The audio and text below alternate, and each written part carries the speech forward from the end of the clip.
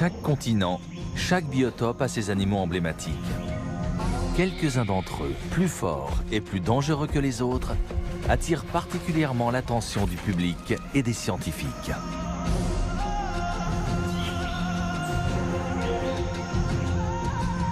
Nous avons traversé l'Asie, suivant à la trace ces créatures exceptionnelles.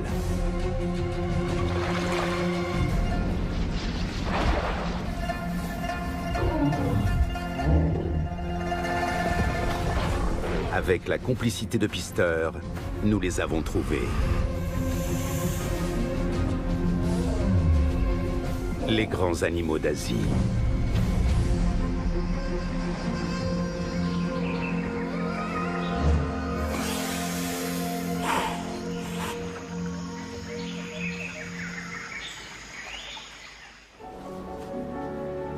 De tous les représentants de leur espèce, les tigres de l'Amour sont ceux qui vivent le plus au nord. La giboyeuse taïga de l'extrême-orient russe est leur dernier grand refuge. Pour réussir à survivre ici, ils parcourent des milliers de kilomètres par an. Mais pour combien de temps encore? Cela fait des années que nous sommes sur les traces de ces animaux farouches. Après une expédition dans l'Himalaya, retour en Russie où nous partons une nouvelle fois à la recherche des tigres des neiges.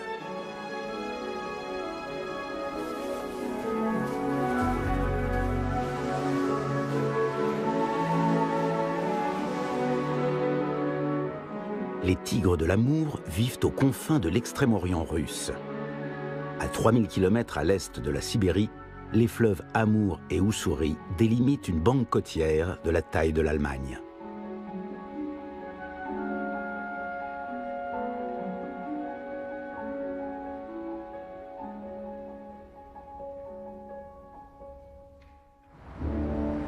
Vladivostok. La ville était interdite aux étrangers sous l'ère soviétique.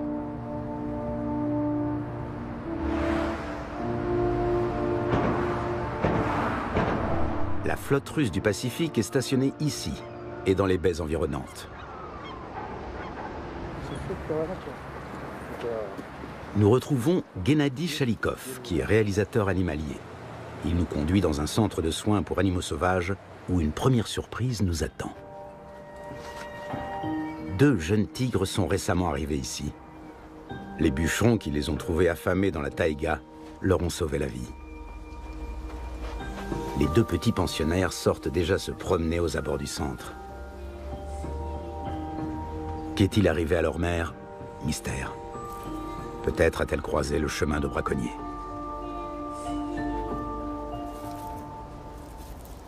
Les petits ont survécu, mais il n'est pas sûr qu'ils puissent un jour retourner vivre dans la taïga. Ils sont devenus trop proches de l'homme dont ils connaissent les habitudes, les odeurs, les bruits.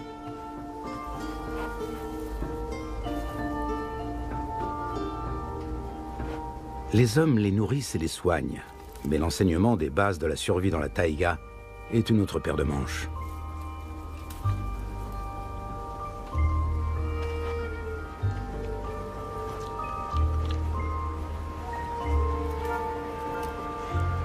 À l'état sauvage, les petits tigres passent 3 à 4 hivers avec leur mère, le temps d'apprendre les techniques de chasse et l'art d'affronter le danger.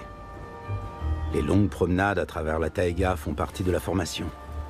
Les petits s'entraînent à décrypter les moindres détails de leur environnement.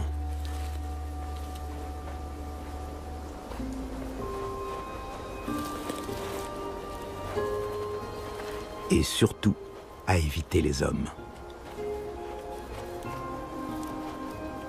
Cela devient néanmoins de plus en plus difficile. Même dans les immensités russes, les tigres ne peuvent plus disposer sans entrave de leur territoire. En Chine et en Corée, les tigres de l'Amour ont déjà été exterminés depuis longtemps. Restent les profondeurs de la taïga russe, où certains spécimens peuvent encore être observés. Les habitats traditionnels se sont dégradés en quelques années à peine. Un déclin dû à la déforestation, dont l'ampleur saute aux yeux dès Vladivostok. Du bois pour les industries du Japon, de la Chine ou de la Corée du Sud. La Russie est en train de brader ses richesses, y compris celles de ses contrées extrême-orientales. Combien de millions d'arbres sont abattus et transportés chaque année? Personne ne le sait exactement.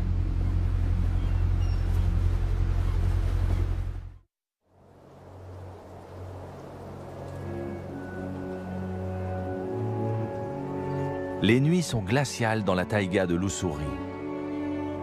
Plus de la moitié de l'année, le paysage est pétrifié par le gel.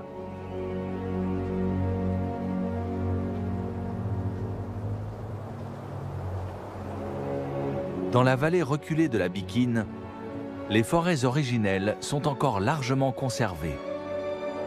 La rivière sillonne la taïga sur des centaines de kilomètres.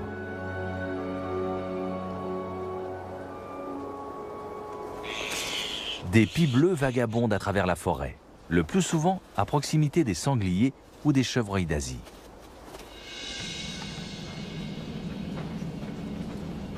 Quand un tigre part à la chasse, le silence se fait dans la taïga. Qui sera le premier à repérer l'autre? Voilà qui décide le plus souvent de la vie ou de la mort.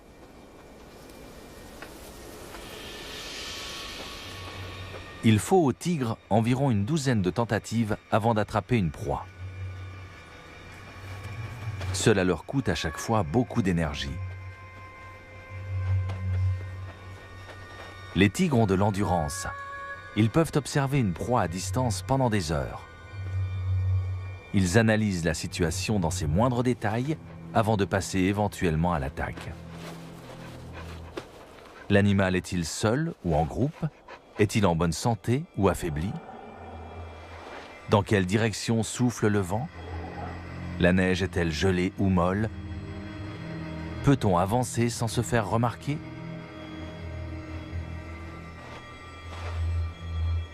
Le grand fauve peut passer à l'attaque d'une seconde à l'autre.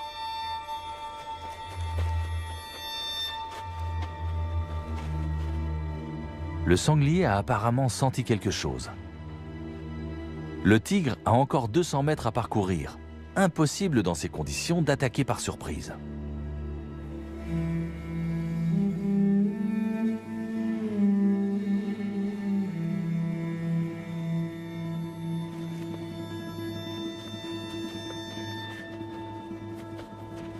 La situation se complique. Le sanglier rejoint le versant opposé. Pour attaquer, le tigre serait obligé de traverser la vallée qui est à découvert, puis de remonter légèrement. Le sanglier aurait ainsi de bonnes chances de lui échapper.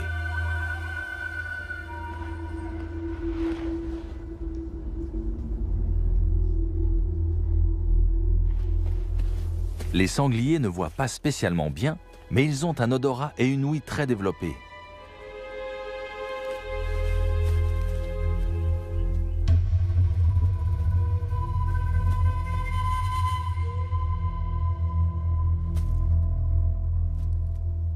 Maintenant ou jamais, le tigre se lance dans l'angle mort, avant de remonter la pente.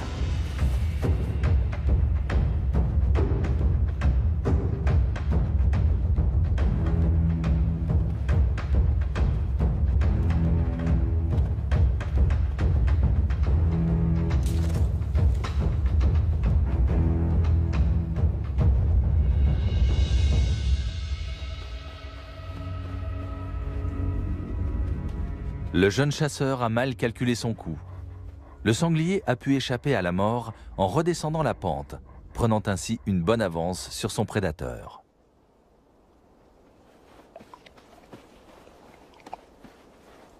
C'est le quotidien des tigres. Le plus souvent, ils rentrent bredouilles de la chasse. Les pies bleues aussi devront attendre pour passer à table. Un tigre de plus de 200 kg ne peut se permettre que des sprints de courte durée. S'il fait trop d'efforts, il risque la surchauffe car son pelage est extrêmement isolant. Un halètement en continu. Il n'y a pas d'autre moyen pour faire baisser la température. Des pistes qui semblent interminables nous conduisent vers les tigres de l'amour. Mais à un moment, le voyage s'arrête net. Ça ressemble à une frontière. On arrive déjà en Chine? Non, c'est le Japon.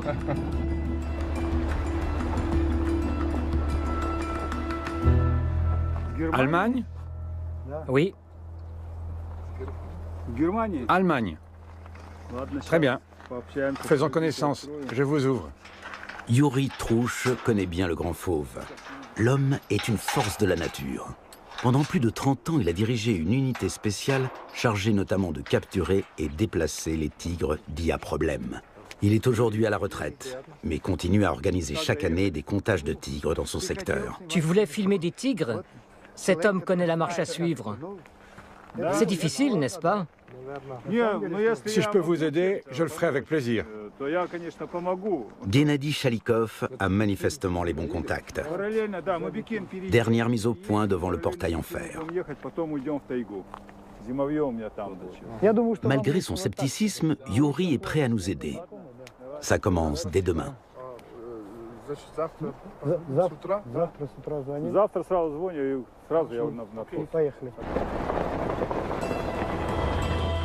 Tout évolue très vite au royaume des tigres. Ce chemin à travers la taïga n'existait pas il y a quelques années. Ce sont des bûcherons qui ont ouvert cette voie dans la forêt. De part et d'autre de la piste, les arbres les plus précieux ont été abattus et emportés. Les autres, laissés à même le sol.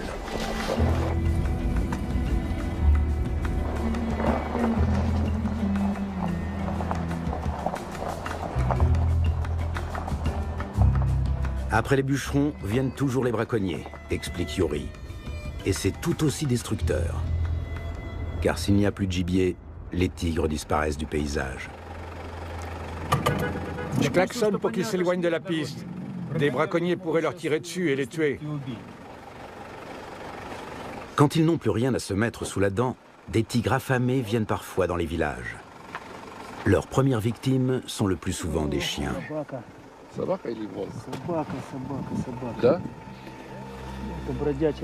Les tigres ne doivent plus être loin.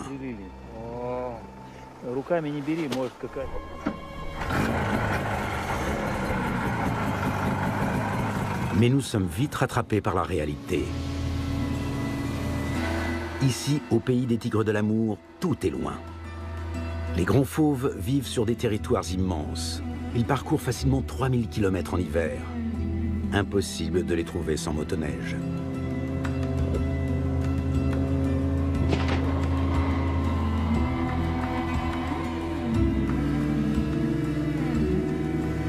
En été, notre engin s'enfoncerait au moins d'1 mètre dans la boue.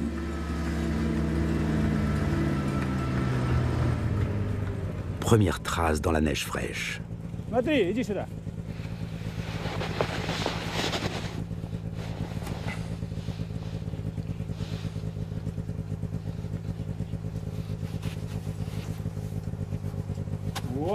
Il est grand celui-là, regarde, il fait presque 3 mètres. Debout sur les pattes arrière. C'est un mâle. Une sacrée bête. Si le coussinet fait plus de 10 cm, c'est un mâle. Ces traces-là mesurent environ 12 cm. C'est donc un mâle de très grande taille. T'as vu comme il a griffé le tronc? Le plus important, c'est l'urine. Il reste des traces d'urine. Où est l'urine? Ça sent pas trop. Pas trop. Il marque pourtant toujours son territoire. Il laisse systématiquement une marque de rente. Elle est peut-être déjà partie. Un géant. Un seigneur. Un seigneur incontesté. Allez, on continue.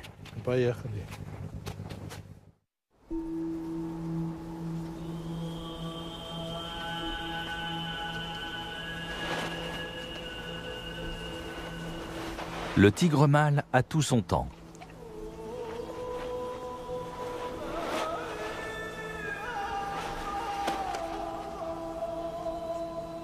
Depuis plusieurs jours, il tourne autour d'une femelle et décode avec soin les petits messages envoyés.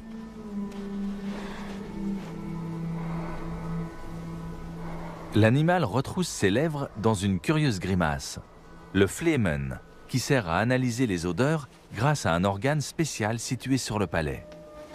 Le mâle s'enivre ainsi des effluves de la belle. Patience, tout vient à point à qui sait attendre. La tigresse va bientôt accepter que le mâle s'approche tout près d'elle.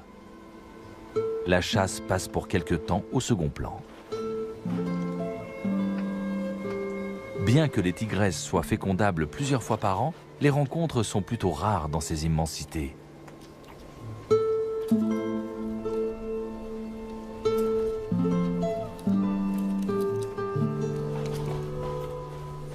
Par ailleurs, dès qu'une femelle a des petits, elle se détourne du mâle pendant plusieurs années. C'est pour cela que son vaste domaine jouxte les territoires de plusieurs femelles.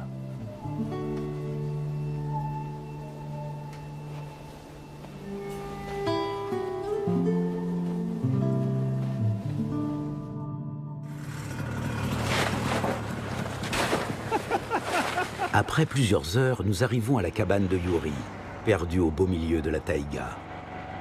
Elle va nous servir de camp de base pendant quelques jours. Autour de nous, des milliers d'hectares de nature sauvage. Les bûcherons n'ont pas encore réussi à arriver jusqu'ici. Une gélinote des bois, juste à côté de la cabane, est là pour en témoigner.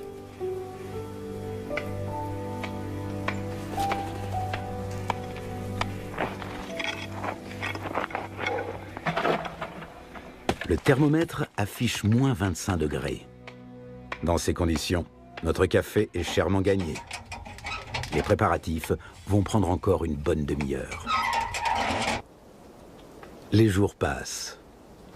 Nous faisons de longues randonnées dans la taïga, attentifs au moindre bruit et portés par l'espoir d'apercevoir un tigre.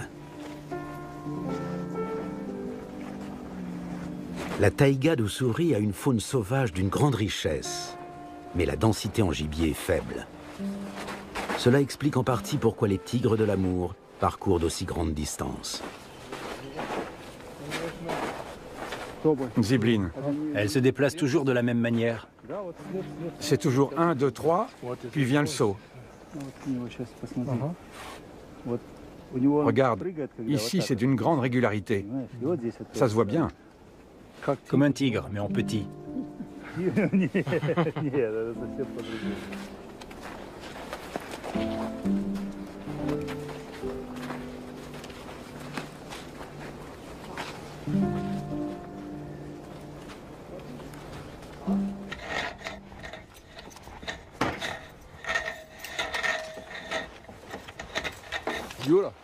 J'y vais, à plus tard.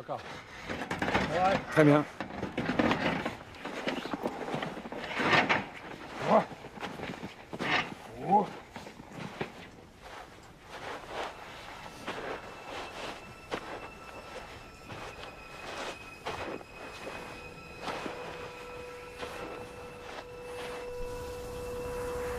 Avec la tombée de la nuit, la taïga prend des allures mystérieuses.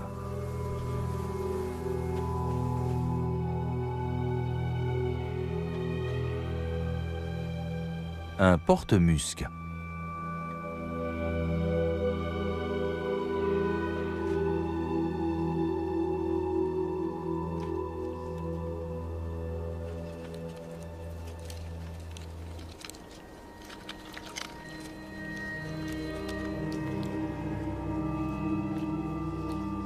Le mâle a des canines acérées, aussi longues que celles du tigre. Ses dents effrayantes contrastent avec le comportement craintif de l'animal. Les mâles solitaires n'en font usage qu'occasionnellement, lorsqu'il s'agit d'éloigner un rival. Les porte-muscs, qui se nourrissent d'écorces, de lichens et de petites branches, se sont adaptés à ce milieu inhospitalier.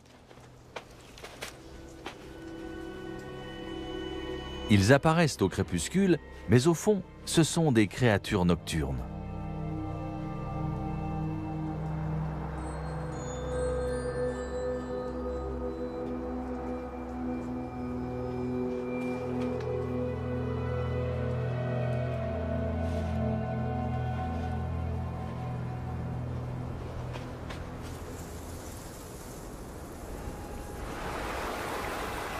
Le vent et le débit rapide de l'eau font que le ruisseau n'est pas pris par la glace, même à moins 30. C'est un petit paradis pour le Ketupa de Blakiston, un oiseau magique.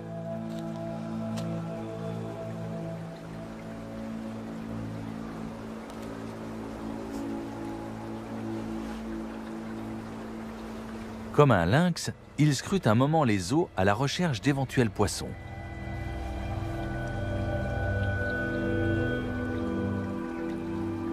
Aussi soudainement qu'il était arrivé, il disparaît dans la nuit noire, pour ne plus revenir.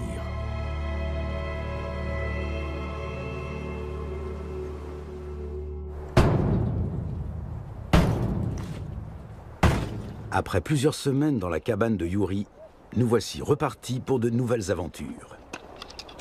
Nous voulons nous enfoncer encore plus profondément dans la taïga.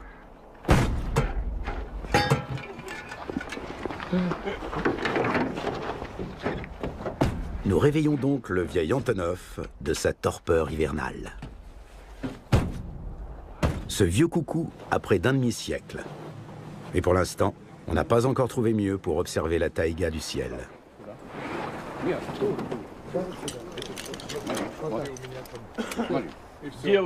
Regarde, on fait comme ça.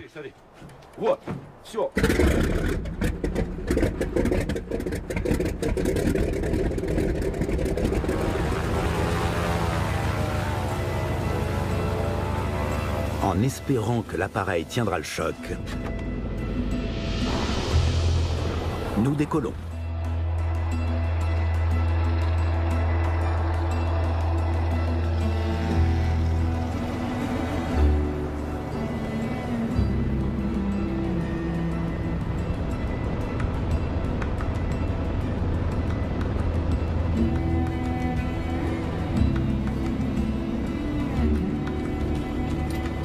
Ici, il n'y a plus le moindre petit arbre. L'aspect du paysage ne change que très lentement.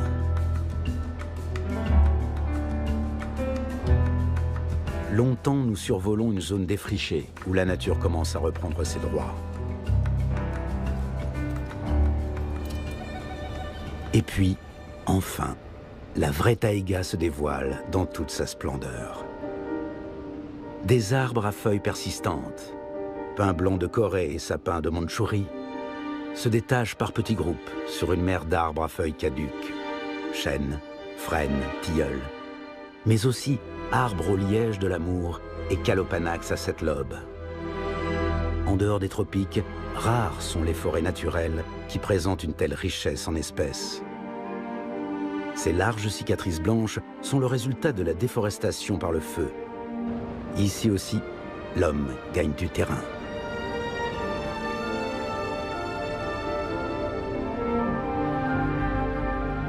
Nous suivons la vallée glaciaire de la Bikine, où poussent sans doute les dernières forêts originelles de l'Ussuri. Ici et là, nous repérons de petits villages dispersés.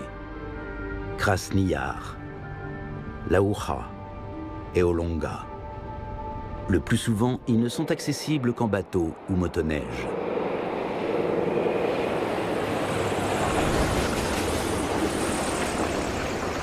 Dans ces petites localités au bord de la Bikine, vivent les derniers Oudégués et Tazes, les descendants des anciens peuples indigènes de Mandchourie. Aujourd'hui encore, la plupart sont chasseurs ou pêcheurs. La préservation de la taïga dans toute sa richesse est pour eux une question de survie.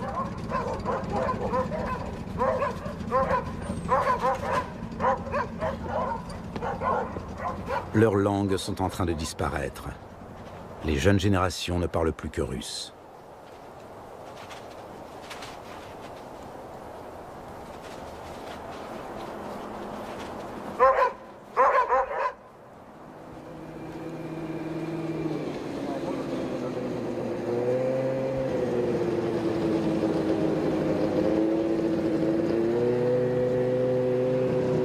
Nous tombons sur les chasseurs que Yuri nous a recommandés. Ici, tout est question de relations. Encore plus pour des étrangers.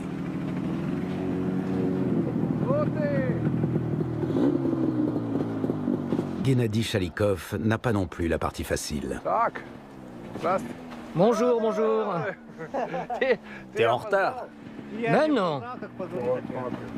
T'avais dit quelle heure? 11 heures? Non, t'avais dit 1 heure. Les préparatifs prennent un certain temps. Nous voulons remonter la Bikine sur 200 km pour rejoindre le territoire de chasse de nos 2 guides oudégués. Pour eux, ce n'est ni plus ni moins qu'une petite promenade. Dans 1 minute, on y va. Schumacher. Qui? Schumacher. Tu le connais, ce Schumacher? Une fois que le départ est donné, toute communication devient impossible avec le bruit et les gaz d'échappement des motoneiges. Celles-ci sont appelées outyuk en russe, c'est-à-dire fer à repasser glissant à vive allure. Nous pensions que la couche de glace recouvrant le cours d'eau était plus compacte. Vu du ciel, les fissures n'avaient l'air de rien, et surtout, elles semblaient plus éloignées des traces. Constantine, notre pilote de Formule 1, s'arrête plusieurs fois pour jauger l'épaisseur de la glace d'un air préoccupé. On peut y aller.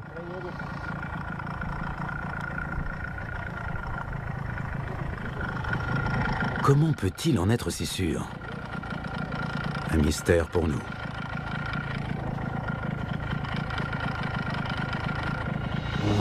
Mais cela fonctionne.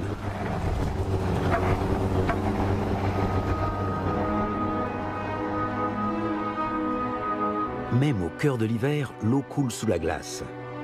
Sa température peut atteindre jusqu'à 40 degrés de plus que l'air ambiant. La Bikine ne gèle jamais entièrement.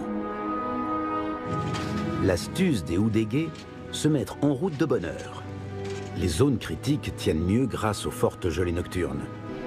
En revanche, dès que le soleil monte plus haut dans le ciel, il est préférable de quitter la glace. Une offrande aux esprits de la rivière.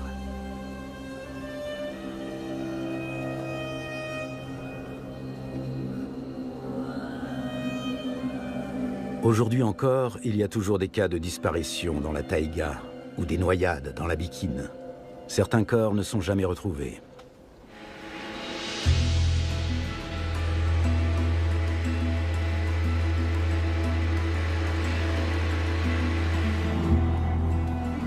Le camp des chasseurs est niché au bord d'un ancien bras de la rivière. Comme jadis, les droits de chasse se transmettent de père en fils.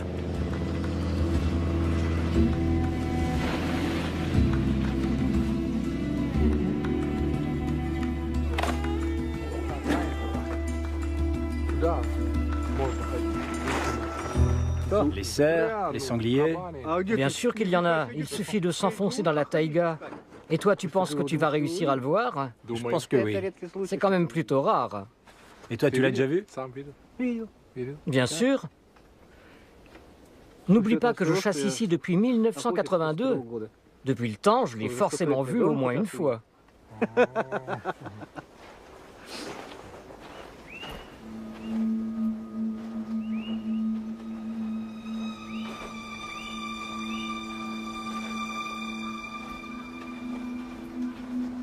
Tu ne verras pas le tigre s'il n'a pas décidé de se montrer, disent les oudégués. Mais il est là, et il te voit. Ces mots reviennent comme une litanie lors des promenades en solitaire à la tombée de la nuit. Amba nous a sûrement déjà observés plusieurs fois.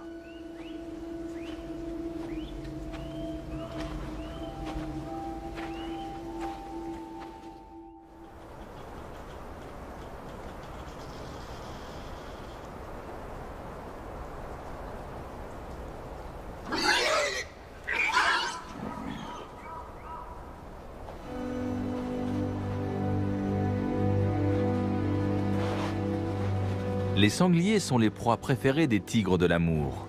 Ils s'en prennent le plus souvent à de jeunes animaux. Une fois attrapé, un jeune sanglier de 50 kg est plus facile à contrôler par un félin de 200 kg qu'un robuste mâle adulte capable de se défendre. Là où il entame la bête, le tigre enlève un maximum de poils.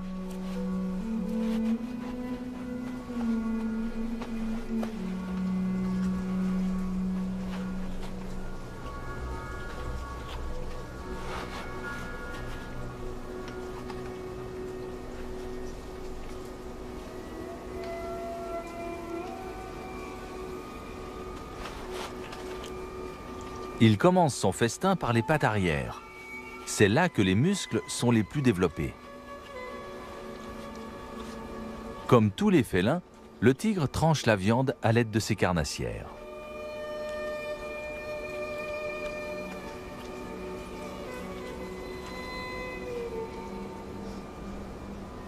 Les pies bleues attendent leur tour.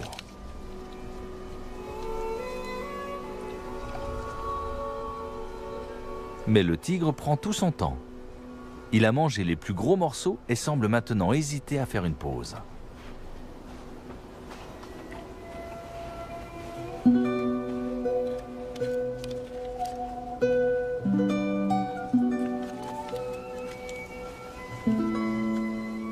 Comme un chat domestique devant son écuelle à moitié vide, il reste près de sa proie.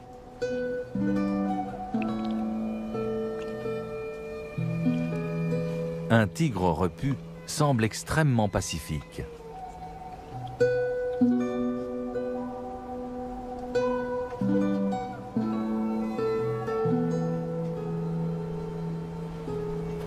Après une bonne partie de chasse, il n'y a décidément qu'une chose à faire.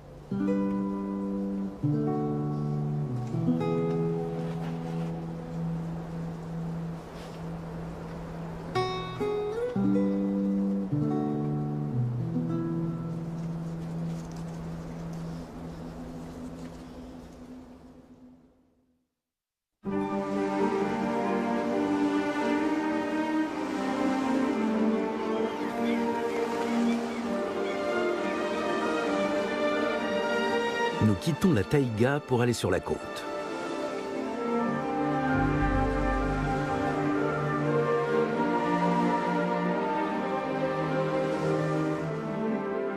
Après avoir remonté le fleuve Ussuri sur 500 km, traversé les contreforts du Cirote Alin, nous voici enfin dans la réserve naturelle de Lasovski.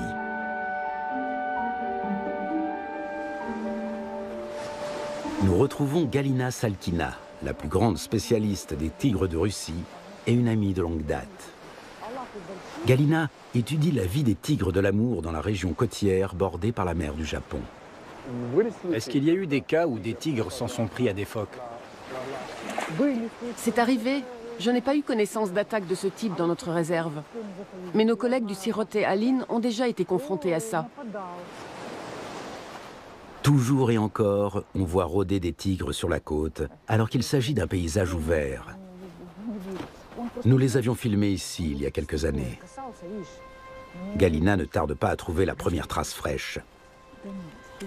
D'après la taille du coussinet, c'est une femelle. La tigresse est-elle encore près d'ici, sur un versant ensoleillé avec vue sur la mer? Ou est-elle déjà loin? Nous suivons la trace qui nous conduit de baie en baie. À quelques mètres de la mer, nous découvrons les restes d'une biche. C'est ici que la tigresse a tué sa proie. Elle a mis de côté les poils, mais aussi un fœtus.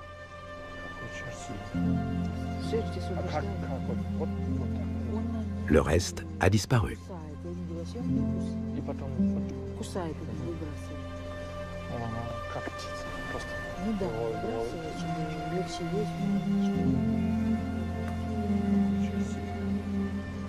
Il a tout mangé? Où sont les restes? Il les a emportés là-bas, Ah, ok. par là en bas, mais je ne sais pas exactement où. La tigresse a mis sa proie à l'abri. La pente ne l'a pas découragée.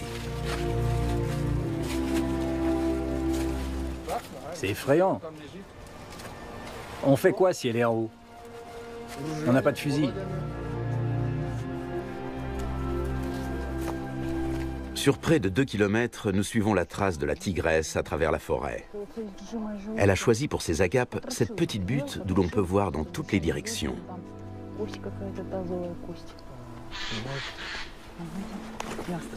Attends, stop. Il est peut-être tout près, soyons prudents. C'est quand même la proie d'un tigre.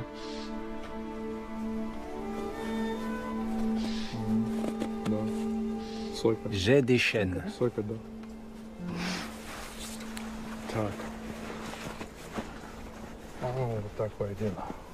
C'est tout récent. Étonnant tout de même que la tigresse ait traîné une proie de ce gabarit aussi loin dans la forêt. Il y a environ 40 kilos de viande sur une biche de cette taille. La tigresse l'a sans doute mangée en 2 ou 3 étapes.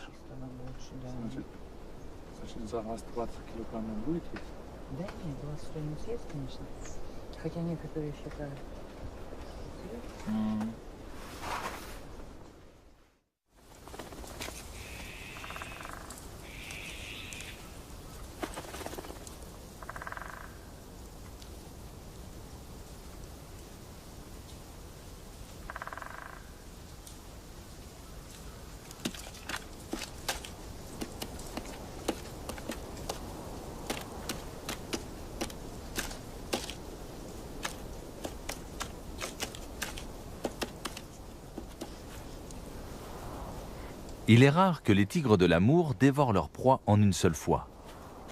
Avec les températures négatives, la viande ne se gâte pas. Les prédateurs prennent donc leur temps et restent plusieurs jours à proximité de la carcasse. D'autres peuvent ainsi en profiter. La tigresse est détendue.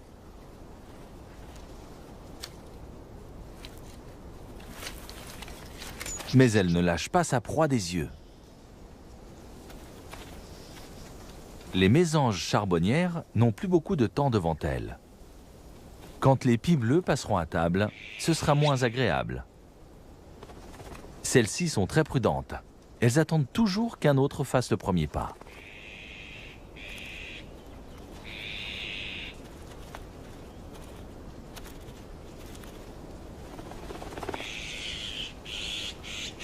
Vivre dans le voisinage d'un tigre s'avère rentable pour les pies.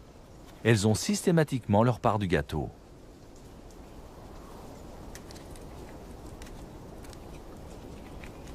Mais pourquoi les tigres, qui aiment le calme, tolèrent-ils la présence de cette bruyante assemblée?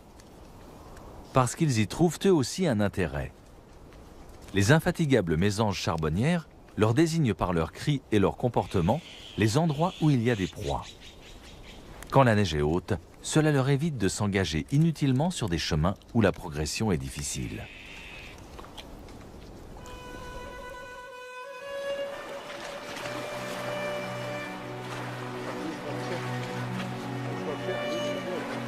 Nous accompagnons le mari de Galina dans sa tournée d'inspection sur le littoral de la réserve.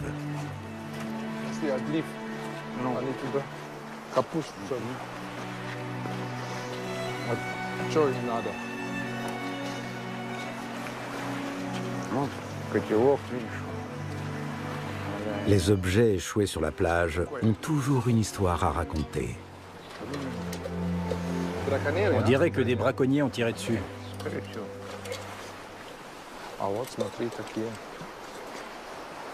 Je ne sais pas trop. Ce serait plutôt... Regarde-moi ça. Il y avait peut-être un reste de viande à l'intérieur. Galina a une autre idée. Elle procède comme un inspecteur de police criminelle. Pas d'erreur. La casserole a bel et bien été transpercée par les dents d'un tigre. L'empreinte des canines est parfaitement visible et l'intervalle correspond. C'est bien connu, la présence d'objets humains dérange les tigres. Autrefois, les pièges photographiques étaient recouverts d'une sorte de housse avec un garnissage en duvet pour les protéger du froid. Tu fais un tour dans la forêt, tu regardes autour de toi et tout d'un coup, tu vois plein de duvets sur le sol. Ça signifie que l'appareil n'est plus là. Voilà celui que j'ai installé. Je reviens un peu plus tard et il est ouvert. Et qu'est-ce qu'on voit? Oui, la trace d'une canine. C'est la canine? Oui, c'est ça. Dans ce cas pourtant, le malfaiteur a été photographié. Ici, Galina est encore en train d'installer les appareils. Peu de temps après surgit le tigre. Il emprunte exactement le même chemin que Galina. Le félin passe en revue tous les endroits que la scientifique a touchés, puis finit par lui signifier tout le mal qu'il pense de l'espionnage.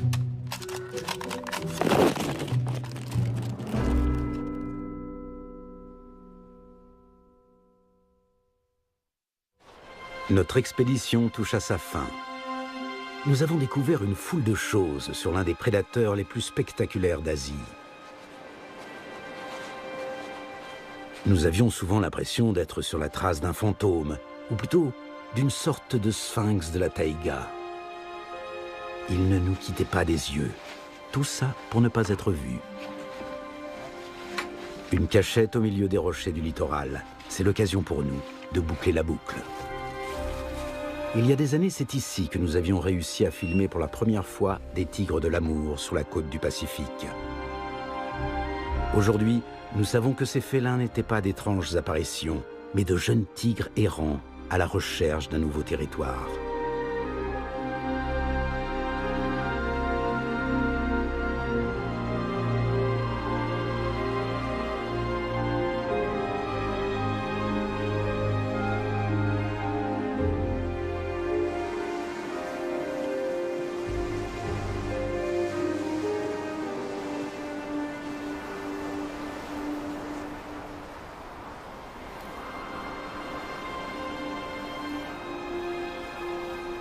Ils ne peuvent pas traverser la mer, les tigres des forêts de l'Ussuri.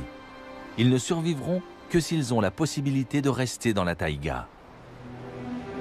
Ces immensités glacées aux confins de l'Asie sont le refuge de nombreux animaux sauvages. Mais seul le tigre inspire à l'homme un tel respect mêlé d'effroi.